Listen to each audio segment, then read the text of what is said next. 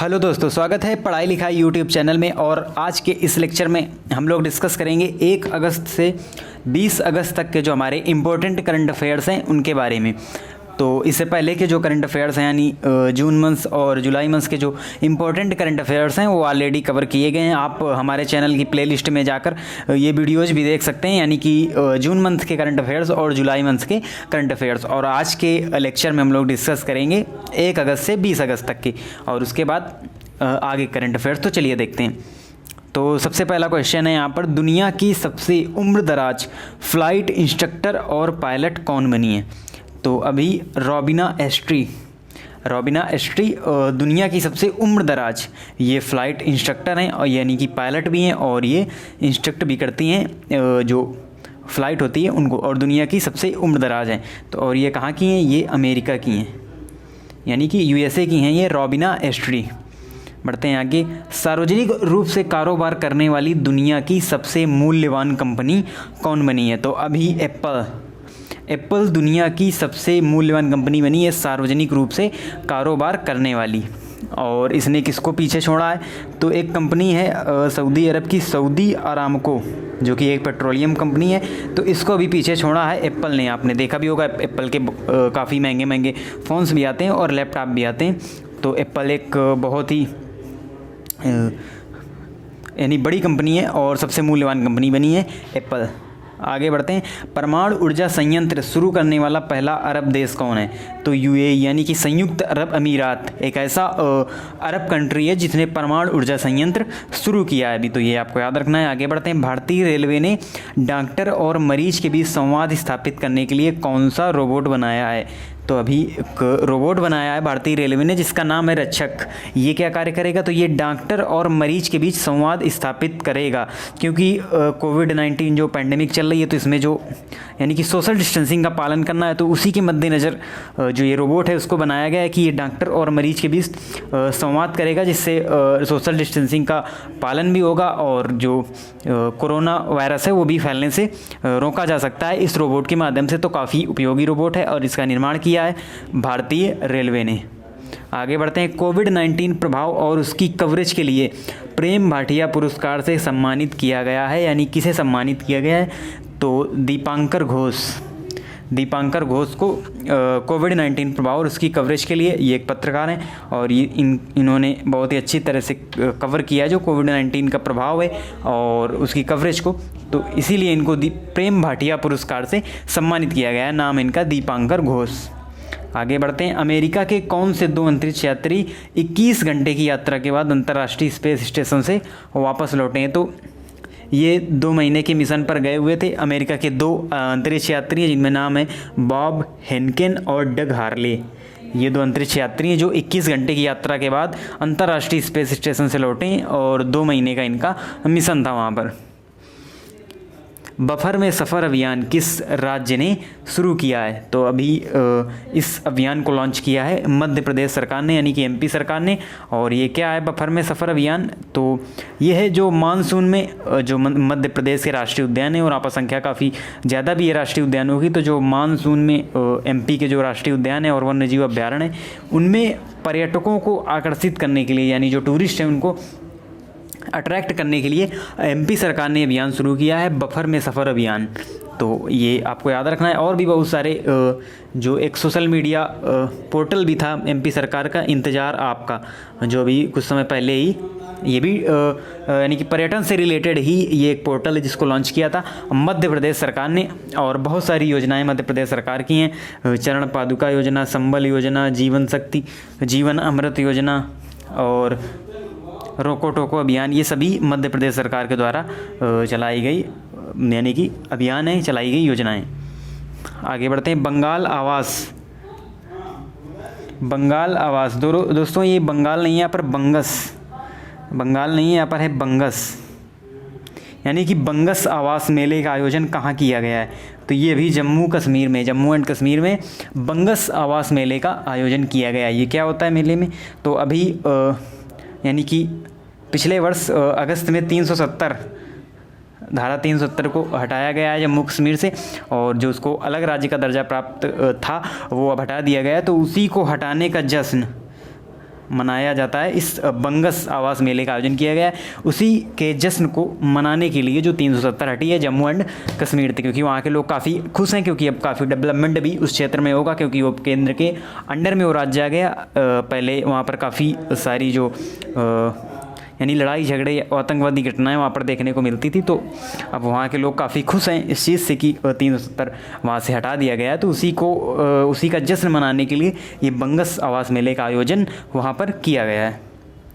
आगे है, टिकटॉक ने अपना पहला यूरोपीय डाटा सेंटर कहाँ खोलने की घोषणा की है। तो अभी आयरलैंड में टिकटॉक ने अपना जो यूरोपीय डाटा सेंटर है वो खोलने की घोषणा की है आयरलैंड में। और दोस्तों आपको पता भी होगा टिकटॉक को भारत में पूरी तरह से बैन कर दिया गया है, क्योंकि इसके ऊपर जो डाटा चुराने का भी आरोप लगा है, और ऐसा माना जाता है कि इससे काफ़ी जो प्राइवेसी है उसमें भी दखल हो सकता है टिकटॉक के द्वारा। और बहुत सारे अदर कंट्री ने भी टिकटॉक पर बैन लगा दिया, इसीलिए टिकटॉक ने उस डाटा को स्टोर करने के लिए एक यूरोपीय में डाटा सेंटर खोलने की घोषणा की है, जो कि आयरलैंड में खोलेगा। और इसी से जुड़ा एक और क्वेश्चन है, अगला नंबर हमारा, किस देश की संसद ने सरकारी उपकरणों पर टिकटॉक के इस्तेमाल पर पाबंदी लगाई है। तो अभी अमेरिका सरकार ने, क्योंकि अमेरिका और चीन काफ़ी विरोधी माने जाते हैं, दुश्मन कंट्री माने जाते हैं, इसीलिए अमेरिका की संसद ने जो सरकारी उपकरण यानी कि जो सरकार से रिलेटेड जो उपकरण उन पर टिकटॉक के इस्तेमाल पर पाबंदी लगा दी है। आगे बढ़ते हैं, हिम तेंदुआ संरक्षण केंद्र कहाँ खोला गया है। तो ये उत्तराखंड में खोला गया है हिम तेंदुआ संरक्षण केंद्र। और उत्तराखंड के बारे में और भी जो करंट अफेयर्स हैं वो भी हम आपको बता रहे हैं। उत्तराखंड में अभी गैरसैंण जो उत्तराखंड की ग्रीष्मकालीन राजधानी बनाई गई है, और उत्तराखंड में ही अभी लाइकेन पार्क यानी कि कवक पार्क खोलने की भी घोषणा की गई है उत्तराखंड में। आगे बढ़ते हैं, फ्यूचर ब्रांड सूचकांक 2020 में कौन शीर्ष पर रहा है। तो एप्पल, अभी पीछे भी हमने पढ़ा था कि सार्वजनिक रूप से कारोबार करने वाली दुनिया की पहली कंपनी बनी है एप्पल, और फ्यूचर ब्रांड सूचकांक 2020 में भी शीर्ष पर रही है एप्पल। और पहले नंबर पर एप्पल है, दूसरे नंबर पर है रिलायंस, और तीसरे नंबर पर है सैमसंग।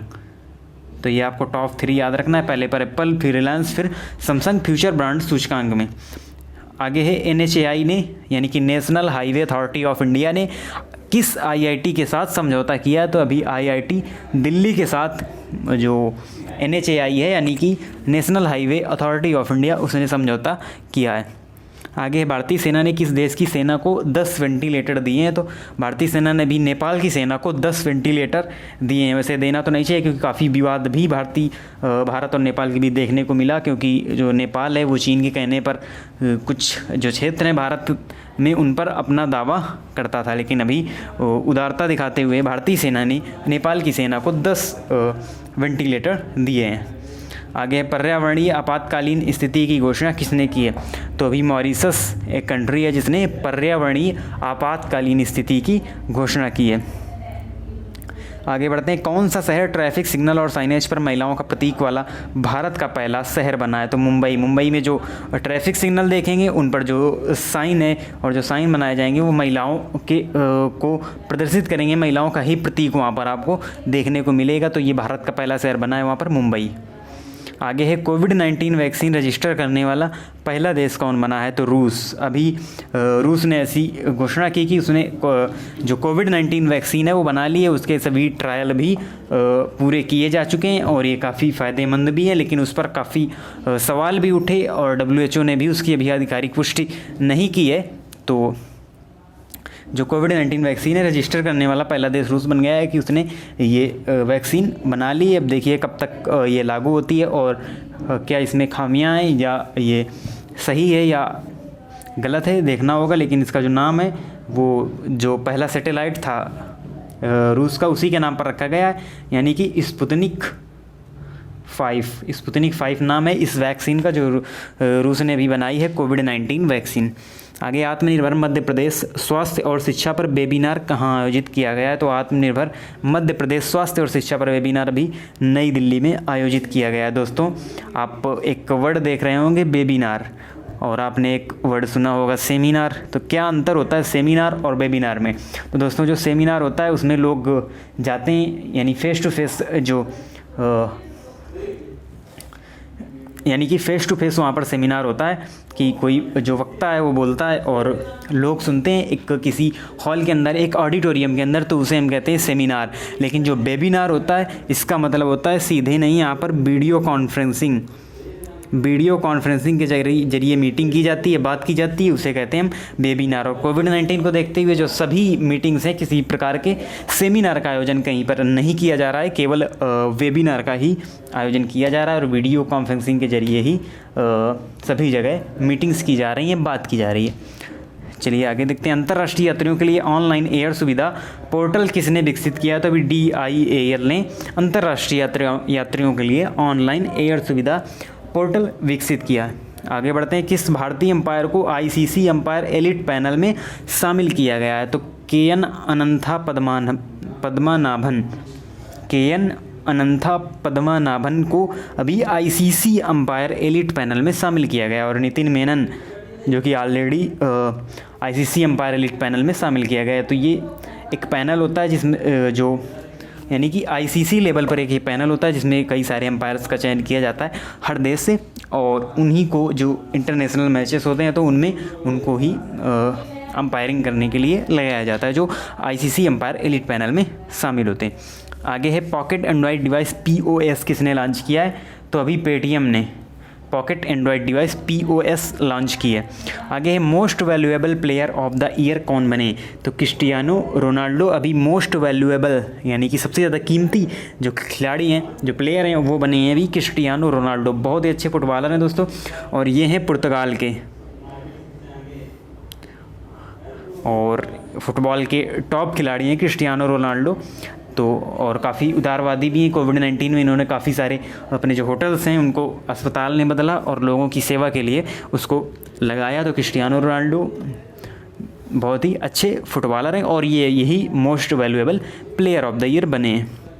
आगे फोर्ब्स की 2020 के सबसे अधिक कमाई करने वाले एक्टर्स की लिस्ट में कौन शीर्ष पर रहे हैं? तो ड्वेन जॉनसन, जिनको हम लोग द रॉक के नाम से भी जानते हैं, WWE प्लेयर भी रहे ये पहले, और आपने फास्ट एंड फ्यूरियस जो हॉलीवुड मूवी है उसकी जो सभी सीरीज उसमें आपने इनको देखा होगा। ड्वेन जॉनसन द रॉक के नाम से ये फेमस हैं। तो यही फोर्ब्स की 2020 की सबसे अधिक कमाई करने वाले एक्टर्स की लिस्ट में शीर्ष में रहे हैं, और जो टॉप 10 में एकमात्र भारतीय हैं तो 6 नंबर पर रहे हैं अक्षय कुमार,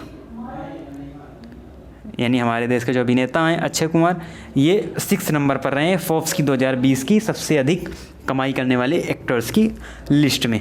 और दोस्तों पहले भी जब फोर्ब्स ने लिस्ट जारी की थी, हमने पिछले मंथ के भी करंट अफेयर्स में पढ़ा था, तो वहाँ पर भी ड्वेन जॉनसन ही सबसे शीर्ष में थे। आगे है माइक्रोवेव उपकरण का नाम क्या है जो केवल 30 सेकंड में ही किसी परिसर को कीटाणु रहित कर सकता है? तो अतुल्य नाम है उस माइक्रोवेव उपकरण का जो 30 सेकंड में ही किसी परिसर को कीटाणु रहित कर सकता है।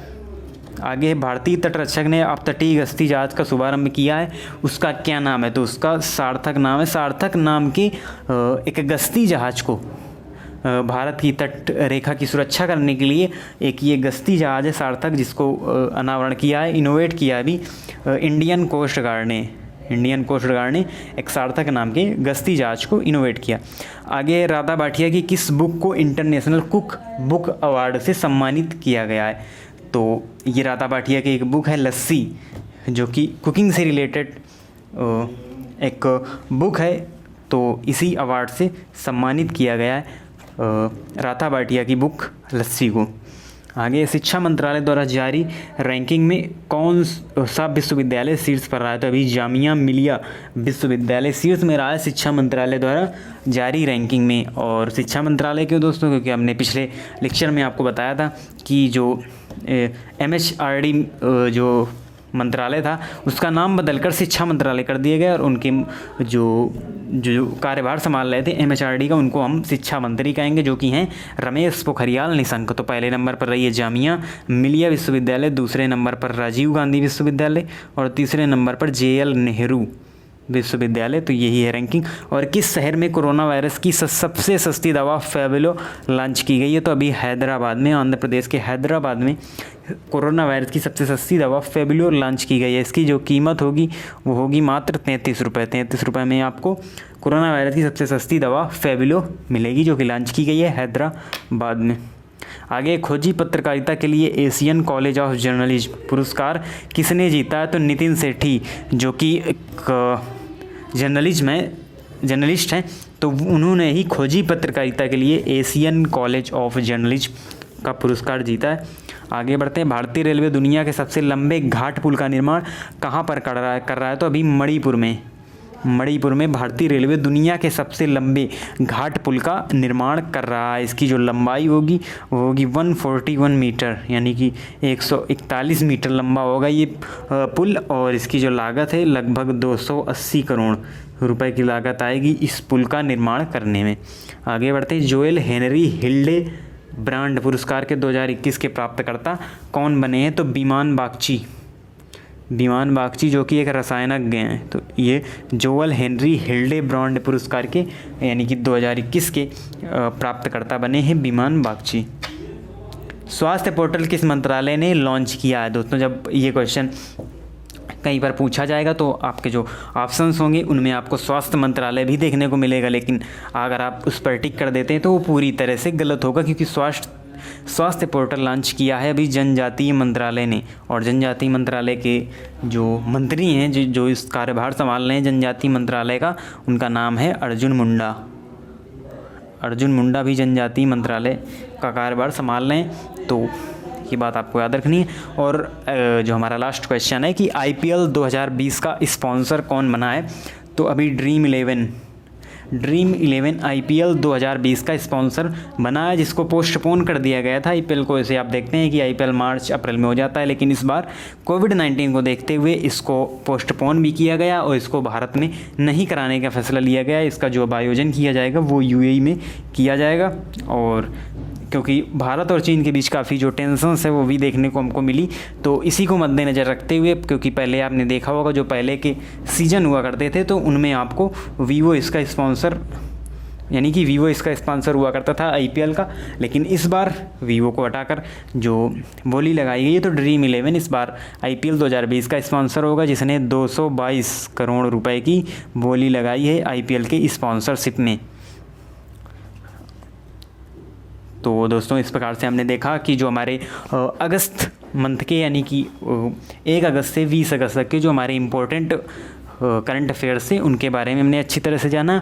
और दोस्तों, आप लोग सोच रहे होंगे कि हमने ना जुलाई मंथ और ना ही अगस्त मंथ के किसी भी दिवस को आपको बताया है कि इस तारीख को कौन सा दिवस मनाया जाता है। तो आप बिल्कुल भी टेंशन ना लें इस बात की, क्योंकि हम जो ये दिवस हैं एक साथ इनको हम कंपाइल करके, यानी कि जुलाई मंथ के जो इम्पोर्टेंट डेज होंगे, इम्पोर्टेंट दिवस होंगे, और जो अगस्त मंथ के इम्पोर्टेंट दिवस होंगे, इनको हम दोनों को एक साथ कंपाइल करके आपको एक साथ ही वीडियो इसका मिल जाएगा लास्ट अगस्त में, यानी कि जब अगस्त मंथ ख़त्म होगा उसी समय आपको ये वीडियो मिल जाएगा, यानी कि 31 अगस्त को ये वीडियो मिल जाएगा, जिसमें जुलाई मंथ और अगस्त मंथ के इम्पोर्टेंट डेज होंगे, यानी कि अंतर्राष्ट्रीय, विश्व और राष्ट्रीय दिवस शामिल होंगे। तो आप इसी तरह से हमारे चैनल से जुड़े रहिए और जुड़े रहिए इस करंट अफेयर्स की सीरीज़ से। धन्यवाद।